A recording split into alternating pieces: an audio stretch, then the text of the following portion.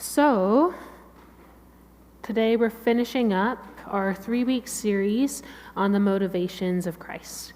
Last week, we focused on glory, where we looked at how God's invitation to glorify Him is really an invitation to enjoy Him and reflect His glory through loving others.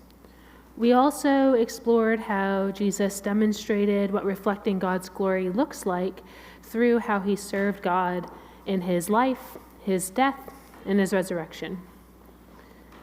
Similarly, the week prior, we looked at Jesus' love for us and His love for God as one of His core motivations. We also reflected on what it means to abide in Jesus through obeying His commandments, which, according to Him, can be summed up pretty simply: love God and love your neighbor as yourself. This week, we're looking at joy as a motivation of Christ throughout Scripture, while paying special attention to Hebrews chapter 12. Now, joy is everywhere in the Bible. There are countless commands to rejoice and descriptions of people rejoicing.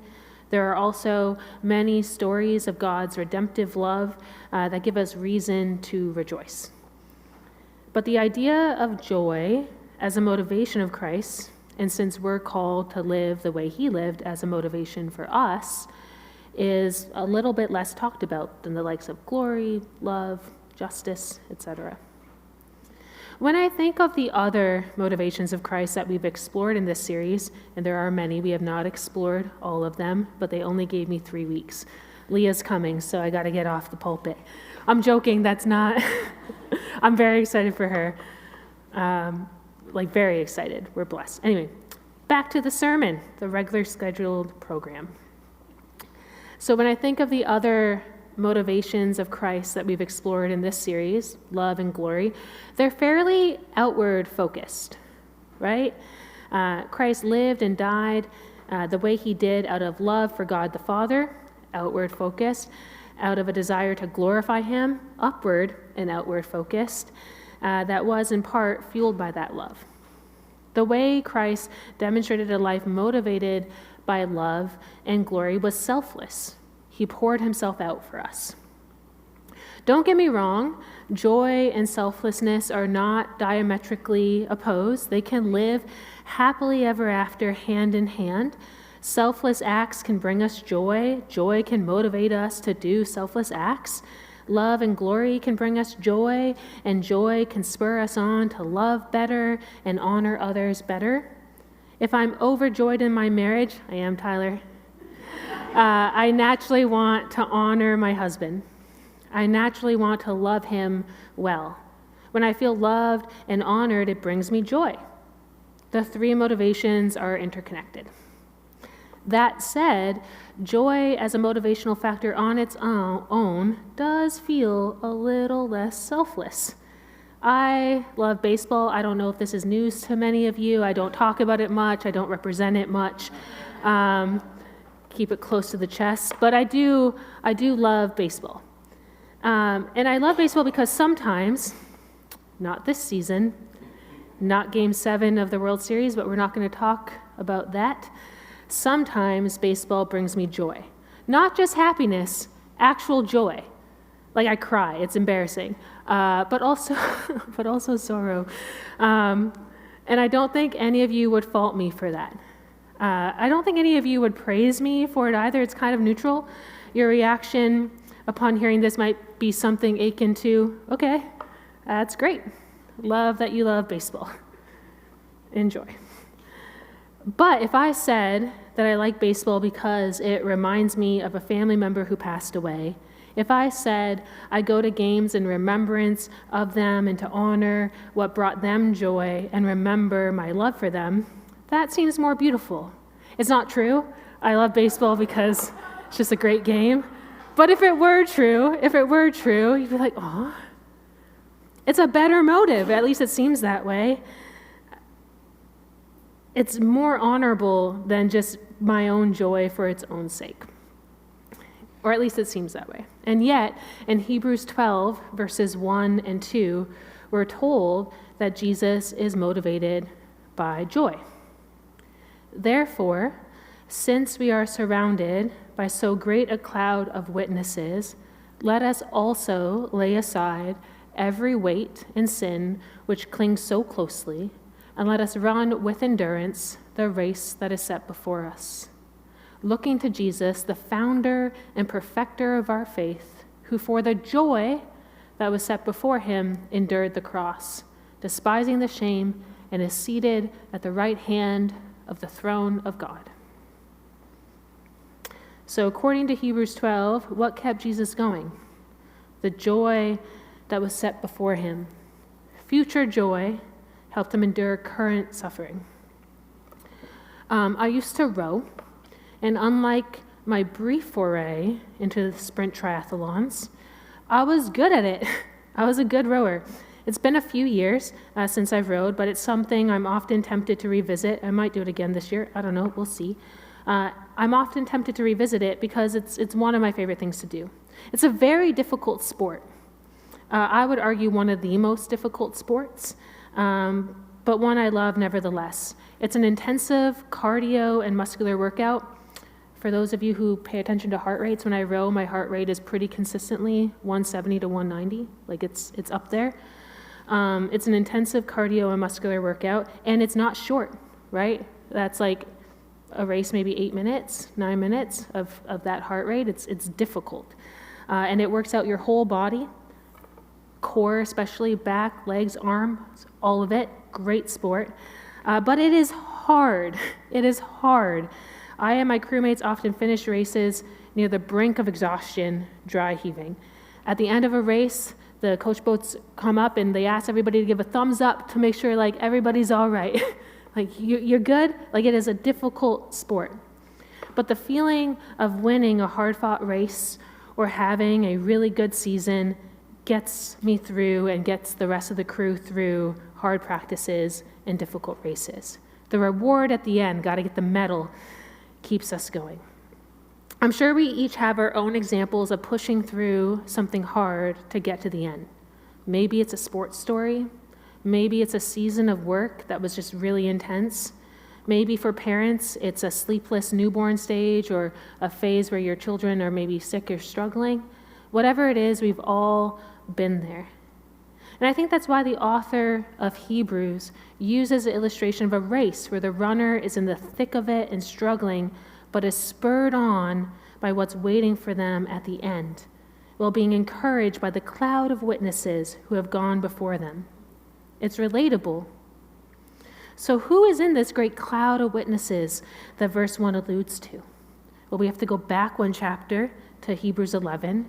And if we do, which we won't, but if we do, it's a list of biblical faith heroes from the Hebrew scriptures. The implication is that these faith heroes, like us, went through hard parts of the race and persevered for the sake of what God promised them. No wonder Hebrews 11 starts with an explanation of faith as the assurance of things hoped for, the conviction of things not seen, before going on to tell the stories of the likes of Noah, Abraham, Isaac, Jacob, Moses, Rehab, and others. The faith that God would deliver what he promised to them, whether that was a child, deliverance from flood or famine, or an exodus from slavery into the promised land, those promises, despite the faith heroes not seeing what that end would look like, was enough to spur them on. The writer's description of Moses in Hebrews 11, verses 24 to 26 is notable. By faith, Moses, when he was grown up, refused to be called the son of Pharaoh's daughter, choosing rather to be mistreated with the people of God than to enjoy the fleeting pleasures of sin. He considered the reproach of Christ greater wealth than the treasures of Egypt, for he was looking to the reward. What strikes me about the examples in Hebrews 11, as well as the first few verses of Hebrews 12, is that the author explicitly says that these pillars of our faith in Jesus himself were motivated, at least in part, because of a future reward. It's odd. If you saw me doing something good, maybe I'm cleaning up the sanctuary. Again, I've never done that. But if you saw me around doing something good around the building, and you asked me why I was doing it, how would you react if I said I was just doing it for a reward, like Mike said he'd give me $100, so I'm here? It'd be fine, but you wouldn't praise me for it. You'd be like, I didn't know money was an option. I did it for free. It's not often a motivation that we lift up as like a good motivation. And yet the author of Hebrews praises Jesus and the heroes of the Hebrew Scriptures for their faith in an unseen reward and for being motivated by it. I love this. It's okay to do something for a reward. It's okay to do something that makes you happy. It's okay to serve the church for the joy set before you, for the reward promised to you, and for and through the love and glory of Christ. Being motivated by joy or a future reward that will bring you joy is not selfish. It's not a lesser motive. It's an example of faith in God's ability to bring about what he's promised. You can't look forward to a reward unless you believe it's coming. The Bible Project, it's a YouTube channel and a website. They're great. I recommend you check them out. Puts it this way. Joy is an attitude, and I would add a motivation, that God's people adopt not because of happy circumstances, but because of their hope in God's love and promise. When talking about this topic, John Piper uses the example of our earthly relationships, specifically his own marriage. If he planned a perfect date for he and his wife, and she asked him for the reason why he's done so, she would not feel less loved or less honored or accuse him of selfishness if he answered that he did it because spending time with her and honoring her and showing her love brings him great joy. Joy is enough of a motive to do something. Doing something for somebody else for the sake of joy demonstrates your love for them and glorifies and honors them in the process. So like Christ, we can and ought to be motivated by joy. But what if we can't see it clearly? What if the joy or the promise feels far away? Then we can look to the cloud of witnesses that Hebrews references with Jesus as the chief witness. It will be hard, but with the encouragement of those who came before us, we can know that 1, we are not alone. 2, the suffering is not going to be forever. And 3, it may even have a purpose.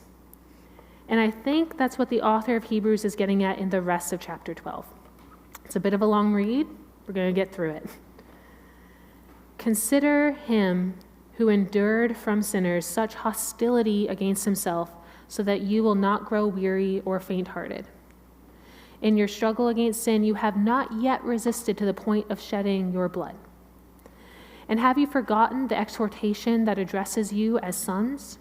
My son or daughter, do not regard lightly the discipline of the Lord, nor be weary when reproved by him. For the Lord disciplines the one he loves and chastises every son whom he receives. It is for discipline that you have to endure. God is treating you as sons. For what son is there whom his father does not discipline? If you are left without discipline, in which all have participated, then you are illegitimate children and not sons. Besides this, we have had earthly fathers who disciplined us, and we respected them. Shall we not much more be subject to the Father of spirits and live? For they disciplined us for a short time, as it seemed best to them. But he disciplines us for our good, that we may share his holiness. For the moment, all discipline seems painful rather than pleasant. But later it yields the peaceful fruit of righteousness to those who have been trained by it. Therefore, lift your drooping hands, strengthen your weak knees, and make straight paths for your feet, so that what is lame may not be put out of joint, but rather be healed. Strive for peace with everyone, and for the holiness without which no one will see the Lord. See to it that no one fails to obtain the grace of God, that no root of bitterness springs up and causes trouble, and by it many become defiled. That no one is sexually immoral or unholy like Esau, who sold his birthright for a single meal. For you know that afterward, when he desired to inherit the blessing, he was rejected, for he found no chance to repent, though he sought it with tears. For you have not come to what may be touched, a blazing fire and darkness and gloom and a tempest and the sound of a trumpet and a voice whose words made the hearers beg that no further messages be spoken to them. For they could not endure the order that was given, if even a beast touches the mountain, it shall be stoned. Indeed, so terrifying was the sight that Moses said, I tremble with fear.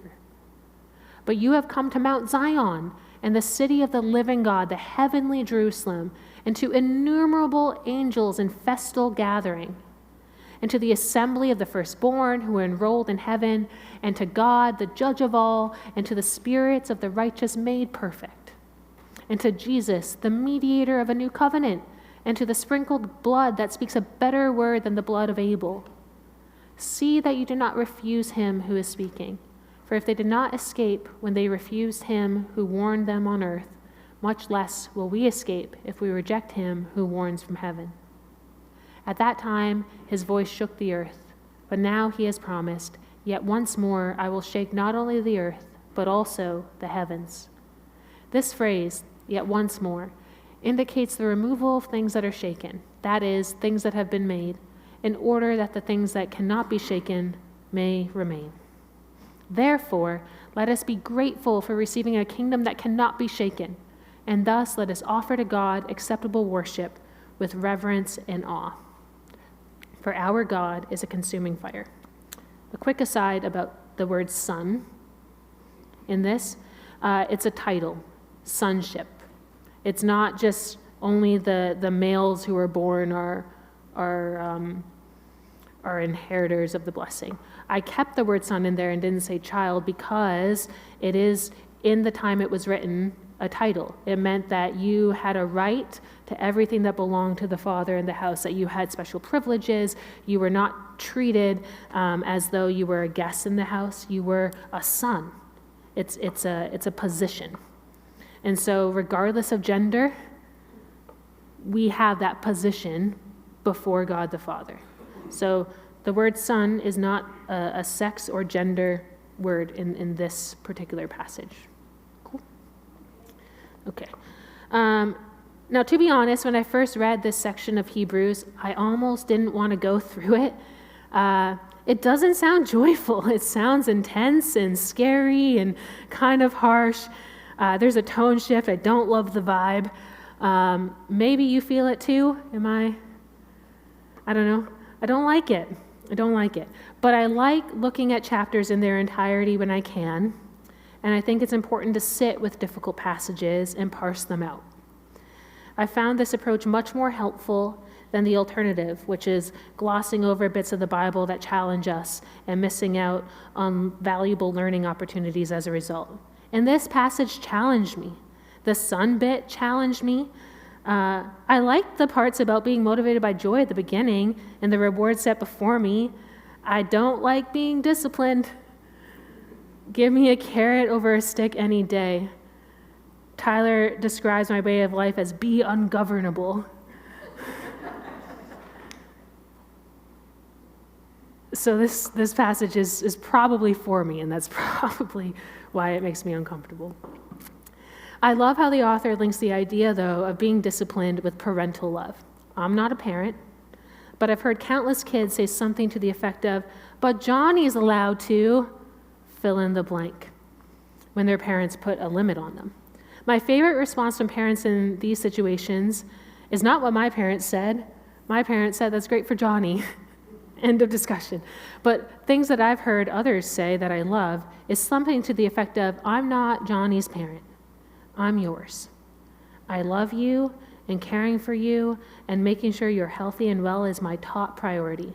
This limit is part of that, even though it might not feel that way. Can you imagine God saying something similar to you in a difficult season? I know this is hard. I know you can't see why I'm allowing this to happen. I know you may be angry and confused and want to cry out against me. I want you to know that I love you, that I am with you to the end of the age, and that I will work all things, including this thing, for the good of those I love who are called according to my purposes, including you. It's kind of beautiful, a little bit. And this kind of approach, the stick and the carrot together, also reminds me of the beginning of Hebrews 12, the image of persevering through a race. When I mentioned earlier that I used to row, when I was really good at it, I was in high school. I was a good rower, but I was a terrible cross-country runner. I hate running. But I had to do it, even though it felt like literal torture. I had to do cross-country running every year because my favorite coach, my rowing coach, Coach Weeb, made it mandatory for all rowers. I remember him well. Sometimes he would be encouraging, but sometimes he would be tough and give practices that seemed much more difficult than they needed to be. Warm-ups of running up and down hills. How is that a warm-up? I have to carry the boat down the hill and then run up it? Oh my goodness. On calm days when we were rowing, he would come by with a power boat and circle us, making the water conditions genuinely difficult to row through. Why? Just let us row in peace. The why is because on the day of an important race, we won't be able to control the weather. As much as we'd like to believe that harsh conditions won't happen on the day of the race, they might. And one day in Welland, they did. The Welland Canal where you row, it's like a wind tunnel, and depending what way the wind's going, it can be wavy and very difficult to row in. And if you don't know how to row in difficult conditions, it becomes actually dangerous. You can get injured by your oar getting caught and things like that. Anyways, so he made things difficult when they could have been easy to prepare us for a difficult moment that he knew might come. More recently, a coach at a rec league rowing club in St. Catharines that I rowed under had a similar philosophy that I also did not enjoy in the moment. Looking back now, I'm grateful for the foresight and care of the coaches. If they didn't force us to have hard practices, if they didn't push us when they needed to, we wouldn't have been as successful as we were. But in addition to implementing discipline, they knew to encourage us by reminding us what we were working toward as well. The reward mattered. The joy at the end mattered. And it was enough to justify the work we were putting in. And so it is with faith. The reward, the joy set before us, matters. It makes getting through the rough times easier. That's why in Matthew 5, verse 12, Jesus tells us, when people reject and persecute you for following me, rejoice and be very glad because your reward is great in heaven. That doesn't mean the hard times are easy. It doesn't mean that we can't feel pain, frustration, sorrow, and anger. It does mean that joy in the present and hope for it in the future can exist alongside those other emotions and experiences and help us navigate our way through them. Again, I love how the Bible Project puts it. The joy of God's people is not determined by their struggles, but by their future destiny. This is not surface level kind of useless advice akin to turn that frown upside down. It's believing that joy, not loss, will have the final word. With this in mind, like Jesus, we can persevere for the joy set before us. Remember that in Hebrews 11, verse 1, we're told that faith is the assurance of things hoped for and the conviction of things not seen. How do we grow that faith in order to have the joy of expectant faith, expectant reward? We take a page out of Hebrews 11 and we remember the past, ours and our neighbors and that of those who came before us. We remember what God has done in the past. We share our stories and rejoice in how God has worked in our lives. Remembering and rejoicing in God's works in the past creates space for having faith for what he can and will do in the future. This enables us to look at the future reward of Christ with confidence and expectation. One of the key ways to find joy in the midst of suffering is to look with faith to the reward. And so if you ever find yourself motivated by the end goal, by the reward at the end, by the promise of heaven, I hope you don't feel like that motive is any less noble or spiritual or good or faithful than other motives like love, glory, justice, self-sacrifice. We're meant to do it. It's valid. Jonathan Edwards, love Jonathan Edwards, And later, C.S. Lewis and John Piper, building on Edwards, posited that our desires for rewards are not the problem. Our desires for rewards are not too big. In fact, they are too small. Desiring happiness and orienting your life to pursue it isn't too big of an ask. It's too small of one. Look at what God has promised you. Jesus says he's preparing a place for you in paradise in John 14. Desiring that place, looking forward to it, being motivated by it is not a problem. Settling for being driven by a nicer house here it's too small of a reward. Jesus promises that he'll be with you always, to the end of the age in Matthew 20. Desiring good relationships in long-lasting communities here on earth is not a problem, but there's something greater to pursue. Jesus promises you life and life abundantly in John 10. Desiring a life that is rewarding and purposeful is not a problem. Locating that reward and purpose in something temporal and fleeting robs you of something greater. In John 15, which we looked at a few weeks ago when we were talking about love, Jesus says, "These things I have spoken to you, that my joy may remain in you, and that your joy may be full." Full joy. That's what Jesus offers. Why settle for partial, fleeting happiness? Don't just endure the hardships of life for the sake of an appetizer. Look forward and work toward and be driven by the joy of the feast that Christ has promised you in eternity. Look to the reward and look to the joy set before you.